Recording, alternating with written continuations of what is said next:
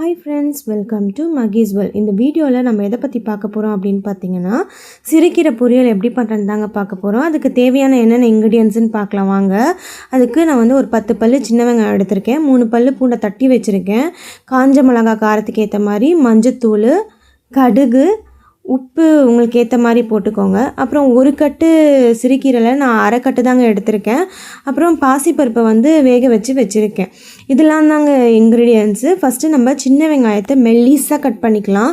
கீரை பொரியலுக்கு சின்ன வெங்காயத்தை நிறைய சேர்த்து செஞ்சோன்னா டேஸ்ட்டாக இருக்குங்க. நான் மேக்ஸிமம் இந்த மாதிரி கீரை பொரியல்லாம் செய்யும் போது சின்ன வெங்காயத்தில் செய்வேன். ஏன்னா வந்து அது ஒரு தனி டேஸ்ட் கொடுக்கும். நீங்களும் வந்து நிறைய சின்ன வெங்காயம் யூஸ் பண்ணுங்கள், ஹெல்த்துக்கு ரொம்ப நல்லது. ஃபஸ்ட்டு ஒரு கடாயில் எண்ணெய் ஊற்றிக்கோங்க. எண்ணெய் காஞ்சதுக்கப்புறம் கடுகு போட்டுக்கோங்க. கடுகு பொரிஞ்சதுக்கப்புறம் கட் பண்ணி வச்சுருக்க சின்ன வெங்காயத்தை சேர்த்திக்கோங்க. அப்புறம் தேவையான அளவு காஞ்ச மிளகாய் எடுத்துக்கோங்க. நான் 3 மிளகாய் எடுத்தேன், ஆனால் நான் 2 தான் சேர்க்குறேன். அப்புறம் நல்லா ஒரு மிக்ஸ் கொடுத்துக்கோங்க. அப்புறம் தட்டி வச்சுருக்கிற பூண்டையை சேர்த்துக்கோங்க. பூண்டையை சேர்த்துட்டு நல்லா ஒரு மிக்ஸ் கொடுத்துக்கோங்க. அதோட பச்சை ஸ்மெல், பூண்டோட பச்சை ஸ்மெல் போகணும். எல்லாமே வதங்கினதுக்கப்புறம் நம்ம மெலிசாக கட் பண்ணி வச்சுருக்கிறோம் இல்லையா சிறுகீரை, அதையும் சேர்த்துக்கோங்க. சிறுகீரையை சேர்த்துட்டு ஒரு நல்லா மிக்ஸ் பண்ணிக்கோங்க. கொஞ்சம் சுருள்ற அளவுக்கு மிக்ஸ் பண்ணிக்கோங்க. உங்களுக்கு கீரை சேர்த்தோன்னே தெரியும், அப்படியே சுருண்டு வரும், அதுதான் ஸ்டேஜு.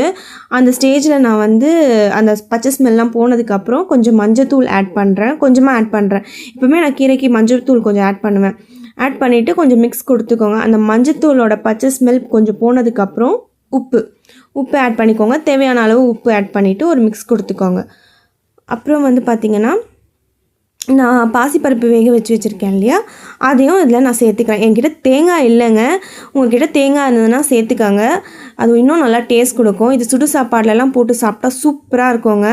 அவ்வளோதாங்க. இந்த வீடியோ பிடிச்சிருந்துச்சுன்னா லைக் பண்ணுங்கள், ஷேர் பண்ணுங்கள், கமெண்ட் பண்ணுங்கள். மறக்காமல் நம்ம சேனலுக்கு சப்ஸ்கிரைப் பண்ணுங்கள். பாய்.